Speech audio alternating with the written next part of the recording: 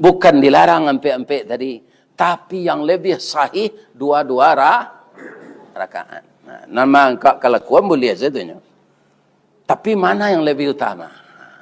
Jadi hari raya itu tidak bermaaf-maafan disuruh ada saling mendoakan. Kok Yona salah orang jawab, awak ingin masuk surga wal afina anin nas. Kita maafkan seorang tu tanpanya minta maaf. Di Minang ana maunya parilah gadang paidah pamaaf tinggi rago. Ya kan?